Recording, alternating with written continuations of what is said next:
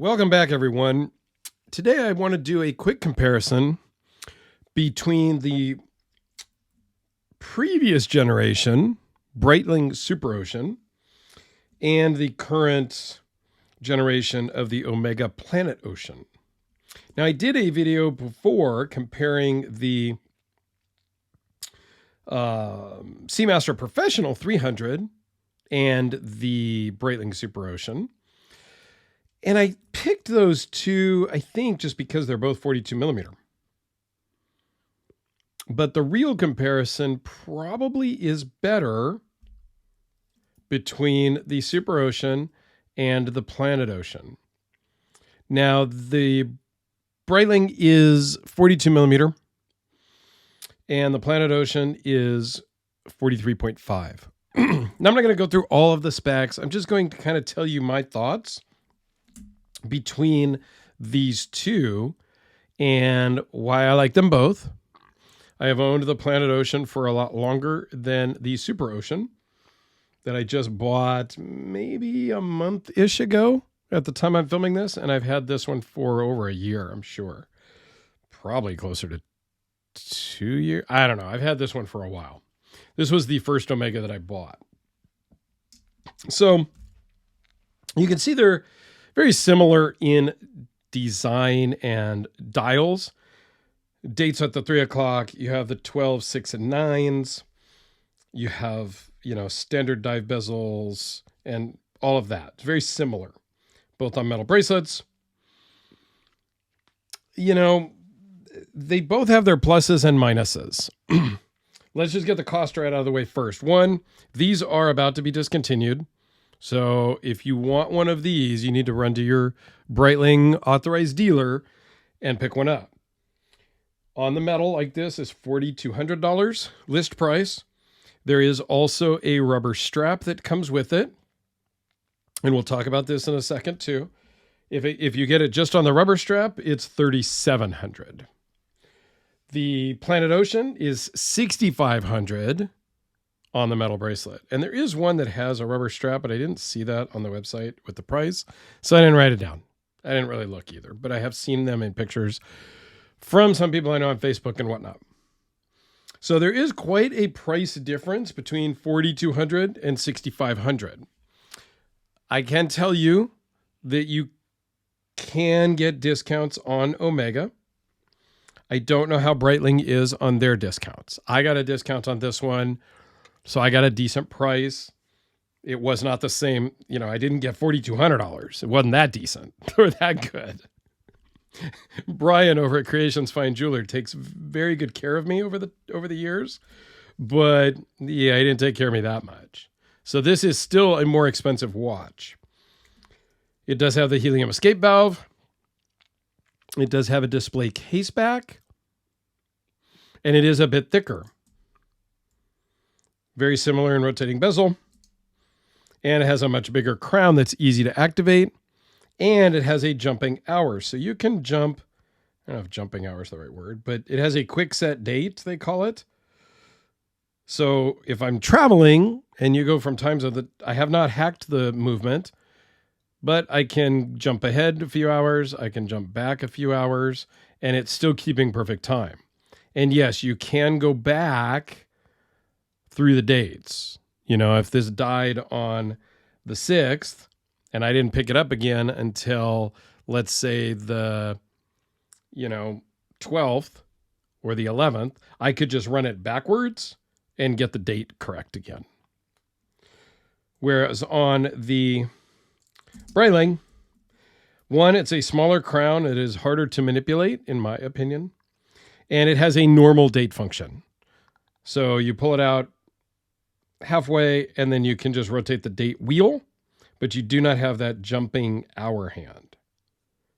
Okay, so that's, depending on your application, that might be a thing. No screw down, or no see-through case back. See-through case back is a nice feature.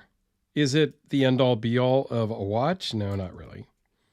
And it is a little less thick, if I could hold these correctly, than the Planet Ocean. If we pull them up closer, and it focuses maybe. You have a 500 meter on the Breitling and a 600 meter depth on the Omega. I think they're both great watches. I was not sold on the Breitling until I had it in on loan. And then Jerry, my friend, gave me a great deal that I couldn't pass up. So the clasp on the Omega is way better. And it is all scratched up because I wear my junk. 2 buttons, as well as a push button quick toolless adjustment and a dive bezel or a dive extension. I'm never going to use the dive extension, but I do use this push button here from time to time to get the right fit depending on the heat or cold of the day and if my wrist swells or not. This one, again, is all milled out, parts and pieces on the inside, but it's stamped on the outside, and it's just a standard fold over that you kind of need to dig your nail into here to get open, and then it's just kind of friction fit on the close. There is no toolless adjustment, and there is no dive extension. However, on the rubber strap version for the Breitling, you have just a double pusher deployant, as well as a push button toolless micro adjust. So that kind of beats Omega's rubber strap and their deployant system. There is no toolless adjustments, although it is easy enough to just pop this open and move it a hole or two as needed, but it doesn't give you that fine adjustment. And I have noticed there have been times where maybe just a hair tighter or just a hair looser would work for me depending on the weather. I still love it on the deployant clasp, way better. So here this is on my 7 1/4 inch wrist. I don't think you can go wrong with any of these watches, honestly. This is the probably the most legible watch out of these 3. And it has incredible lume, which we'll look at in just a minute.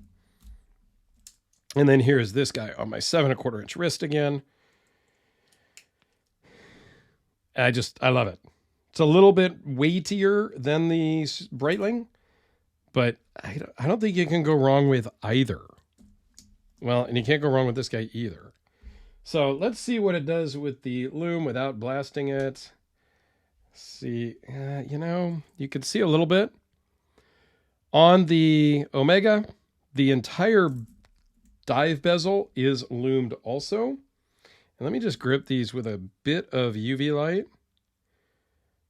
just to make sure you can actually see everything they've got to offer here. Because these are both incredibly lumed. I should have waited and filmed this at the middle of the night or when it was darker so that the light coming through the blinds over there wasn't affecting it. So yes, this one is super legible in all lighting conditions. This one is pretty legible. I don't think you can go wrong with either. So if you got any questions, let me know down below. I will put a link up in the corner here to my comparison video of these two and or my full videos on both of these, because I did full videos on all of these. So I will link those either down below or up in the corners. And if you've got questions on these or any of the watches in my collection, please just reach out. My email is in every single one of my videos, Facebook, Instagram, all that stuff. I'm easy to find. Just ask. Thanks a lot, guys.